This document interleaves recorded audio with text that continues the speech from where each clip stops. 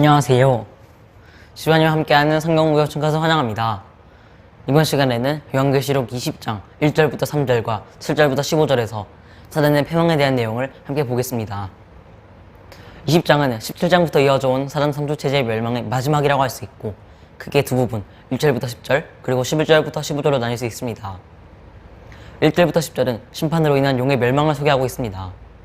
그 중에서 1절부터 3절은 용이 1000년 동안 무정행에 결박되어 있다는 사실을 소개하고, 7절부터 10절은 1000년 후 무정행에서 나온 용이 하나님과 하나님의 백성에 대항하여 전투에서 패배하는 장면을 묘사하고 있습니다. 그리고 그 사이에서는 4절부터 6절에서 삽입 부분으로서 천용왕국에 대한 내용이 등장했었습니다. 11절부터 15절에서는 사단의 투중자들이 하나님의 크고 흰 보좌 앞에서 심판을 받고 불못에 떨어지는 모습을 묘사합니다. 이 20장의 내용을 4절부터 6절에 등장하는 천용왕국에서 무천년설을 배경으로 함께 살펴보도록 하겠습니다. 1절부터 10절에 대해서 먼저 보겠습니다. 한 천사가 무정행의 열쇠와 큰 쇠사슬을 가지고 내려왔습니다. 여기서 내려왔다라는 표현을 통해서 용과 같이 하늘에서 쫓겨난 것이 아니라 하나님으로부터 보냄받은 자임을 알 수 있습니다. 이 천사는 무정행의 열쇠를 가지고 있었다고 말합니다. 그런데 이 무정행이란 장소는 분명 우주 어딘가에 존재하는 특정한 장소가 아닙니다. 무정행의 헬라어 단어는 아비소스인데, 이 단어는 깊은 바다 혹은 깊은 물로 표현되어서 죽은 자들이 존재하는 장소로 표현되는 것입니다. 결국 본문의 무정행은 하나의 상징적인 장소로서 악한 영들이 갇혀있는 곳입니다. 요한계시록 9장 1절에서도 무정행이 등장했는데, 이 경우와 비교하면 매우 흥미로운 사실을 발견할 수 있습니다. 9장 1절에서 무정행이 열쇠를 받았던 하늘에서 떨어진 별은 이사야서 14장 11절부터 14절에 근거해서 사단이라는 것을 알 수 있습니다. 그런데 20장 1절의 본문에 와서는 열쇠를 가진 자가 하늘로부터 보냄을 받은 천사라는 것입니다. 이런 차이는 문맥의 차이 때문에 발생합니다. 9장의 문맥에서는 무정행을 사단의 초소로 표현하고, 20장의 문맥에서는 무정행을 감옥으로 간주하고 있기 때문입니다. 이처럼 무정행은 이 두 가지 의미 모두 가질 수가 있습니다. 먼저 본문에 등장하는 후자부터 알아보겠습니다. 두 번째 경우, 천사는 무정행의 열쇠와 더불어서 큰 쇠사슬을 가지고 내려왔습니다. 이것은 감옥인 무정행의 이미지를 더욱 강화시키는 것입니다. 열쇠와 쇠사슬의 용도는 5가지 순서를 통해서 2, 3절에서 등장합니다. 잡다, 결박하다, 던지다, 잠그다, 임봉하다, 이 5가지 순서입니다. 이 5가지 동작과 큰 쇠사슬이라는 도구는 사단에 대한 결박과 통제가 매우 완벽했음을 확증합니다. 그리고 이런 상태가 1000년 동안 지속됨을 알 수 있습니다. 2절에서 요한은 사단이 큰 쇠사슬로 결박당했다고 봅니다. 그렇다면 사단은 언제 결박당하게 될 것인가요? 이를 알기 위해서 이 단어가 사용된 다른 본문을 확인할 필요가 있습니다. 마가복음 3장 27절에서 예수님께서는 귀신을 제압하심으로써 사단과 그 영역을 결박하셨다는 사실을 비유적으로 나타내고 있습니다. 즉, 용이 결박당한 것은 존재적으로 완전히 소멸당한 것이 아니라 그 권세가 예수님의 십자가의 부활에 의해서 제압당한 것으로 해석해야 할 것입니다. 용이 무정행에 갇혔다는 것은 완전한 멸망을 뜻하지 않았습니다. 멸망으로 들어가기 전에 임시적인 의미를 가지고 있기 때문에 재림 전까지 계속되는 것입니다. 그런데 문제가 있습니다. 용이 무정행에 갇혀 있다면 사단이 지금 활동하는 것으로 묘사되는 말씀들을 어떻게 이해해야 할까요? 사단은 여전히 강력하게 활동하는 세력이 분명합니다. 그렇다면 어째서 본문은 사단이 무정행에 갇혀있는 상태라고 하는 것일까요? 요한은 사단의 결박이 결코 사단의 완전히 멸망이 아닌 것을 알고 있었습니다. 다만 그리스도의 사역과 죽음, 부활로 인해서 제압당했고 패배가 확정되었다는 측면에서 강조하는 것입니다. 이것은 12장에서 하늘에서 쫓겨났음에도 여자를 핍박하는 용의 모습에서 알 수 있듯 사단의 이중적인 성격을 설명하고 있습니다. 또한 9장 1절에서 나왔던 사단이 열쇠를 가지고 있는 이유와도 비슷합니다.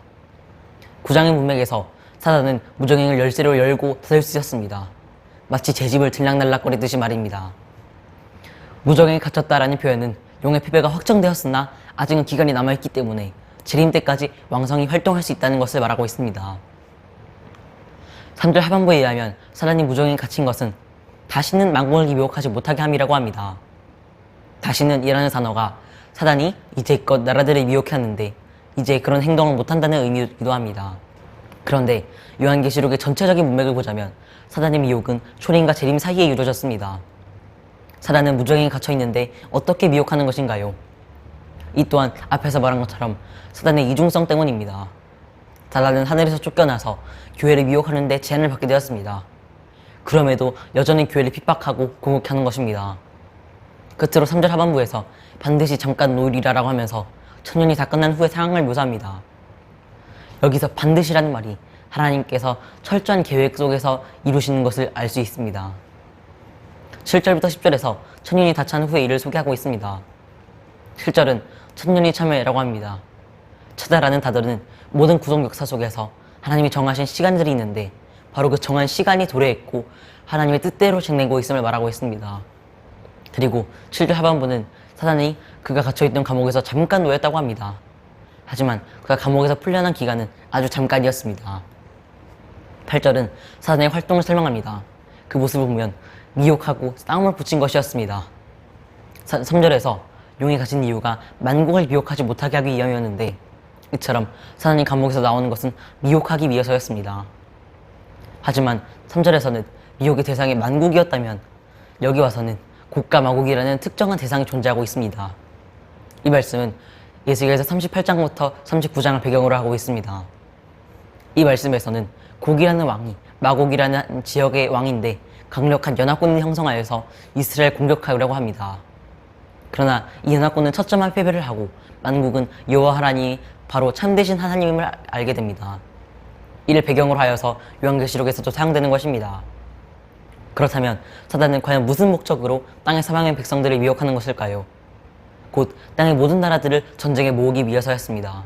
이어서 9절부터 10절은 사단이 사방 나라들을 모아서 싸움을 붙이는 장면과 싸움의 대상 그리고 그 결과를 말하고 있습니다. 먼저 9절 상반부는 그들이 지면에 널리 퍼졌다라고 말합니다. 즉 사단은 최후의 전쟁을 치르기 위해서 전면전을 치르기 위해서 이들을 모은 것입니다. 이렇게 전쟁을 치르기 위해서 수많은 군대가 모이는데 그들은 성도들의 진과 사랑하시는 성을 둘렀습니다. 우리는 이 전쟁이 이 세계에서 일어나는 실제적인 전쟁 또는 이 세계에서 일어나는 세계 3차 대전으로 봐서는 안 될 것입니다. 왜냐하면 영적인 전쟁으로서 봐야 할 것이기 때문입니다.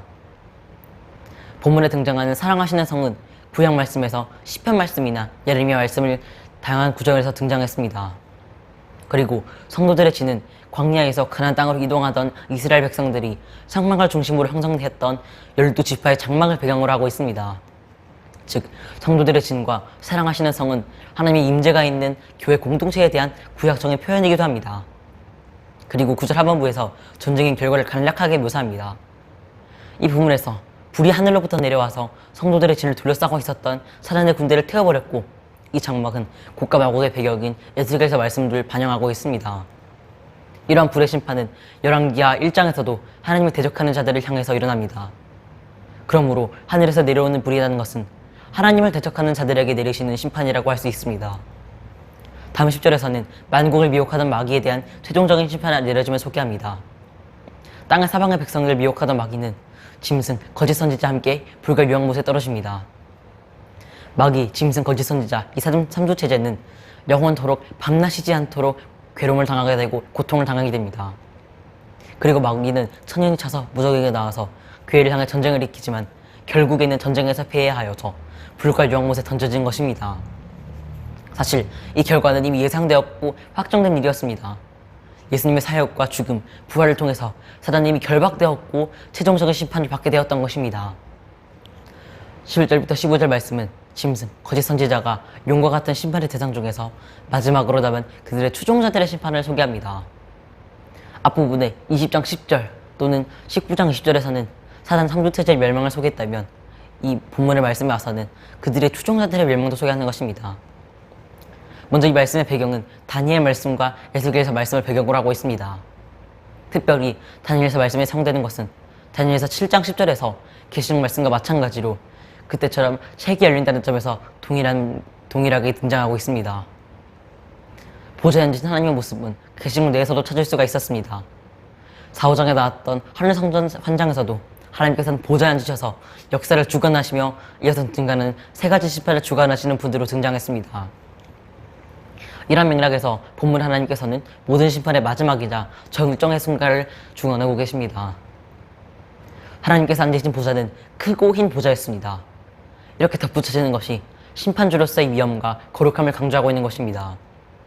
11절 하반부에서도 땅과 하늘이 피하였다라고 말합니다. 먼저 요한은 죽은 자들이 하나님의 보좌 앞에 서 있는 것을 보고 있습니다.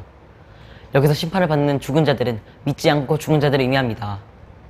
심판을 받은 자들 가운데서 큰 자나 작은 자나 모두 포함되고 있습니다.